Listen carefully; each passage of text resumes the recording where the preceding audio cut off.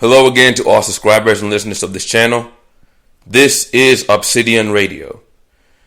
And today, this shall be today's extremely late, but either way I'm going to produce it anyway, review of Attack on Titan, Season 3, Episode 15, entitled Descent.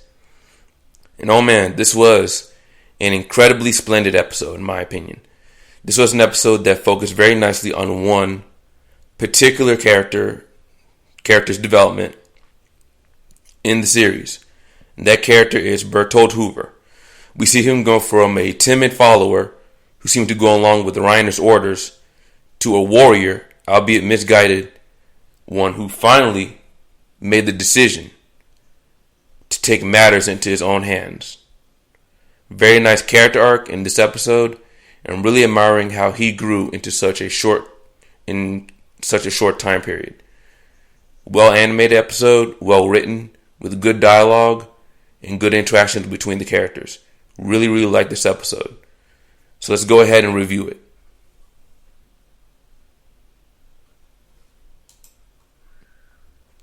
My first thoughts. As stated in the intro, this was an incredibly beautiful episode, very beautifully crafted, that not only highlighted Bertholdt and his transition, but its noticeable progression in his character. From a follower to a fighter, from a lackey to a champion. He moved from being a timid, reluctant recruit to a warrior with resolve. And I really like how not only did Bertholdt grow throughout seasons 2 and 3, Asayama Hajime also created a situation where Bertholdt and Reiner, in a way, switched places in terms of who was serving who, or who was saving who, and who was the one that made major decisions within this battle. Very enjoyable episode. So as far as the plot, so Descent actually opens up with the flashback to right when Eren is in his Titan form, is about to seal the inner wall of Walmaria. Was it Walmaria? I believe so. While this was happening, Reiner and Bertholdt were discussing a strategy to either stop Eren or blast the wall open again. Unfortunately for these two, Marco, a fellow trainee, a recruit, overheard them. And they both tried to play it off as a joke, but they couldn't risk Marco going to the appropriate authorities and exposing what he heard them say. So they tackled Marco, held him down. Annie comes in and they hold Marco down as Annie removes his ODM gear. This left him defenseless while he was eaten by a random Titan.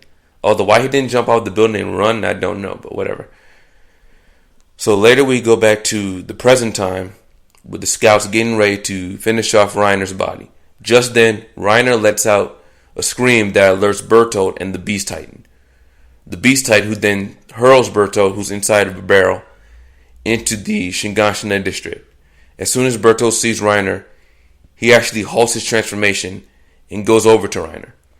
He discovers that Reiner is still alive, and he asks Reiner to move his body one more time in order to keep him safe. Bertholdt then gets into a discussion with Armin. Armin tries to use his Annie is being tortured idea to confuse and anger Bertholdt again like he did the first time when Bertholdt got cut down by Commander Erwin. But this time it doesn't work. Bertholdt has changed and he has become a more determined character, more determined to end this conflict once and for all. Again, he wants to finish this by his own hand. He then lets them know that he doesn't hate them at all. He has nothing against them, but he has to finish his mission. And as far as he's concerned, if his mission comes to a close, they all must die and Eren must be brought back to them, no matter what. And it's at that moment that Mikasa attacks him. But unlike the previous time, Bertholdt actually fights back and withstands Mikasa's assault. He dodges the first attacks, uses ODM gear to put distance between himself and Reiner. He then proceeds to transform into the Colossal Titan, or some have called it, the God of Destruction. While doing this, he sets off his nuclear level explosion, leveling a major portion of Shinganshina district. And after completing his transformation, he then creates a ring of fire, multiple rings of fire, and throws major portions of the district all over the place, thus causing major levels of absolute destruction. Hanji's squad is now trying to figure out how to stop Bertholdt, but they're not sure how they're going to get through this. As well as they're not even sure where Hanji is herself, since it looks like she got caught in the blast. The episode closes with Bertholdt Hoover in his colossal titan form, the god of destruction, raining down absolute destruction to the ground everywhere around him in the Shiganshina district. Interesting things that I noticed. Here's a few things that I caught. 1. There's a little too much censoring in my opinion. Me personally, I'm okay with some gore if it's not overused and as long as it has the actual purpose within the storyline. Same thing with the fan service. If it makes sense, then it's done tastefully, it can work. Unfortunately, for Attack on Titan, they use steam and smoke to censor scenes that, if they weren't so censored, would have a far more dramatic impact viscerally in terms of showing us what's going on.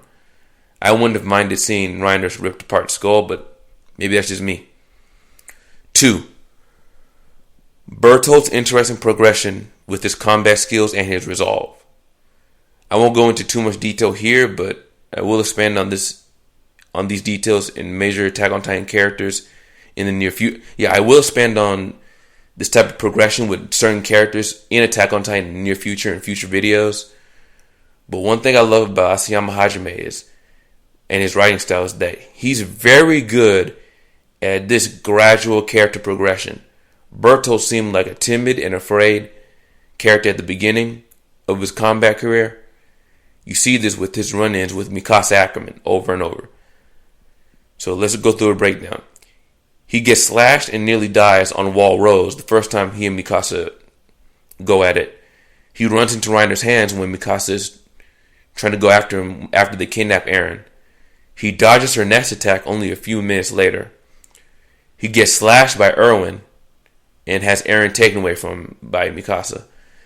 And then he gets attacked by a fully functional, perfectly healthy Mikasa on the rooftop in this episode. But there's a difference. This time, he fights her head on. There's no Titans for rebound shots. There's no Reiner for protection. There's no running. There's no crying. And there's no begging. Just full-on battle mode from both of them. And I liked how he became like this in this episode. And Mikasa says, when she fought him, to her it felt like a completely different person. And I would agree. He looked, acted, and just came across as completely different from what he used to be. But this was very gradual if you pay close attention. Number 3. It's interesting how Bertholdt seemed very empathetic to Reiner, Annie, and Marco's reactions to this whole situation. It's as if he really was thinking about them when he made his final decision to transform, set off his nuke, and head for the Wall Maria. There wasn't just a resolve in Bertholdt. There was also this concern and empathy, a feeling of, I am tired of this, and I want it all to end for the sake of humanity. That's what it seemed like was going on in his mind. That's what seemed like came over him. Again, very good characterization. Number 4. A really good remix of the Icy Big Girl / Warrior Suite. I call it the Demise of the Smiling Titan, whatever that song is. It's a really good song, really good scoring. But this time it looks like they did a slight remix of it right when Bertholdt was transforming. And I like this version. I'm not sure if this come out yet, but if I can find it, really like to get a copy of it. Can't wait for the Season 3 OST to be released officially. Now, as far as the animation quality, I want to say some things about the animation of this episode.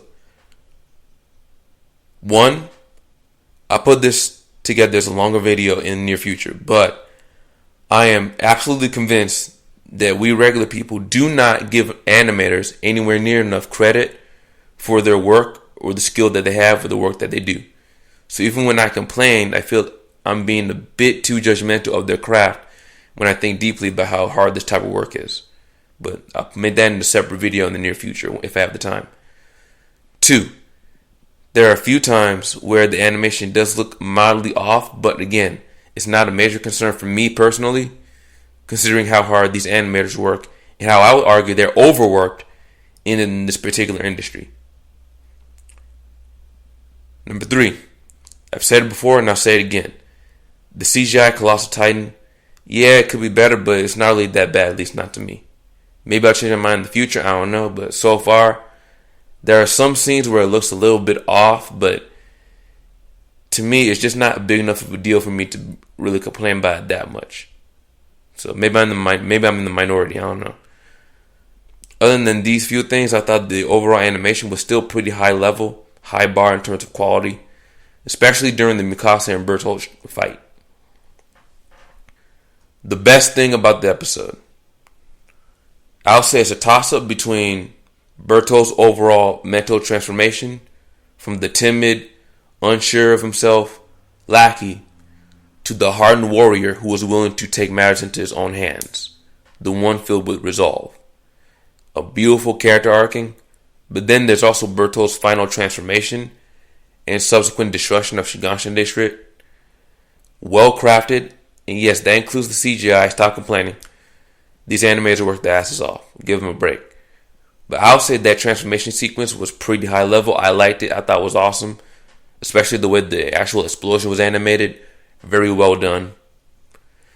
The worst thing about the episode, the only thing that really bothered me about this episode was some of the animation looking slightly off on certain scenes. Some of the... no, bro, not really. The CGI just didn't bother me that much, but whatever. But I would say the major thing that bothered me the most was actually the censorship of Reiners blowing off head. There's been censorship in Attack on Titan since day one, unfortunately. It feels like they're still going a little bit overboard with it, but what can you do? I do understand what Wit Studio is trying to do in terms of catering to a wider audience and how overworked the animators tend to be, so I guess I'll let it slide, but still. I feel like the smoke and steam is a little bit overused, but that's just me. As far as my favorite scene, it's kind of obvious, but definitely the Bertholdt transformation. His transformation is probably one of the most exciting and most interesting of all the Titan transformations in the series. From his fight with Mikasa, to his internal dialogue about this cruel world, all the ways to his nuke detonation, and finally his raining fire over all of Shigansha District. Every moment of that, from beginning to end, was incredibly epic and nicely done by Wit Studio. Very nicely done. Overall, I would give this episode a 9 out of 10. Really good episode, in my opinion. Overall, this was a very well written, intense episode showcasing the enormity of the situation that they're in, as well as the development of a major character who at first started out as a minor character, but became way more important to the story as time went on. Very good character arc, very good development on Bertholdt, very good display of this situation and how it affects everybody as a whole. Very good in my opinion. And that's all for now. Please like, subscribe, share, and donate to support this channel. You all have a nice day. I'm out. Peace.